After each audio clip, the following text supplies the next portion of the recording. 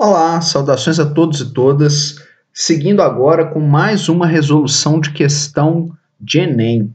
Agora a gente está na questão 112 do Enem de 2017 da prova rosa. Essa é uma questão de genética, uma questão que exige mais, então vamos observá-la com muito cuidado para a gente entender o que está se passando e compreender a resolução da questão. Tá? Essa não é uma questão tão simples como outras que a gente já viu. Essa aqui exige um pouco mais de raciocínio. Então vamos à questão. A distrofia muscular do Duchenne é uma doença causada por uma mutação em um gene localizado no cromossomo X.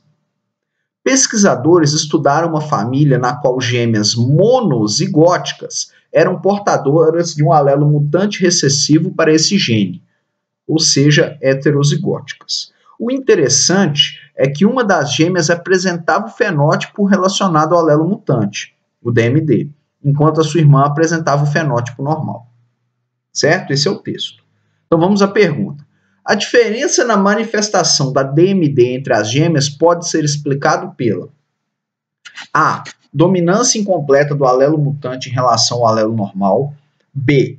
Falha na separação dos cromossomos X no momento da separação dos dois embriões.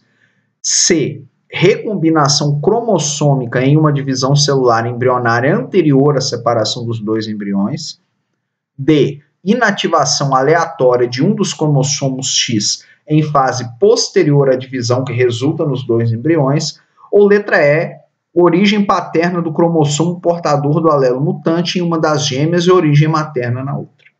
Bom, à primeira vista parece uma questão muito complicada. Mas o que tem por trás é a nossa compreensão de genética. A compreensão, inclusive, lá no primeiro ano também, da meiose, de como se dá a divisão celular, beleza? Então vamos para a resolução. Primeira coisa é lembrar que o enunciado coloca que o gene mutante é recessivo. Ou seja, se ele é recessivo, ele não pode exercer uma dominância incompleta sobre o outro. Então, isso já elimina uma das respostas, que é a letra A, que está falando de dominância incompleta. Então esse é o primeiro ponto. Outra coisa que não pode acontecer é falha na separação dos cromossomos X, porque quando os dois embriões se separam, os cromossomos X não se separam, não tem meiose nesse processo das células sexuais. Isso tem que ter atenção. Então a gente também já consegue perceber a eliminação de mais uma alternativa. E aí a gente vem. A recombinação cromossômica também só ocorre se houver uma meiose no embrião antes da separação dos dois embriões, fato que não ocorre. Por quê? Porque as gêmeas são monozigóticas, elas possuem exatamente o mesmo DNA e os mesmos cromossomos de origem paterna, que também vai descartar a opção E. Então, agora que a gente já eliminou todas as alternativas, só sobrou uma, a gente cabe analisar para justificar por que isso está correto.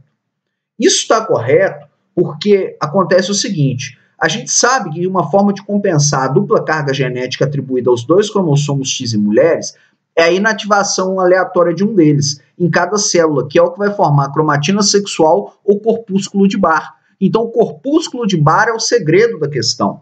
Assim, isso significa o quê? Que em uma das gêmeas, a inativação aleatória do cromossomo mutante fez com que ela não manifestasse a síndrome, enquanto na outra, a inativação aleatória foi do cromossomo normal, e o cromossomo que ficou apresentou a síndrome. Tá claro? Então essa é uma questão que exige um pouco mais de raciocínio, que exige um pouco mais de estudo, que exige um pouco mais de compreensão, porque está lá na genética, mas dialoga com a meiose do primeiro ano. Então veja que é uma questão que dialoga com matéria do terceiro ano e dialoga com matéria do primeiro ano. Portanto, é a alternativa D, né? A inativação aleatória de um dos cromossomos X em fase posterior à divisão que resulta nos dois embriões. Beleza? Fica ligado com a gente. Logo a gente tem mais vídeos resolvendo mais questões do Enem de Biologia para vocês. Beleza? Até a próxima. Tchau, tchau.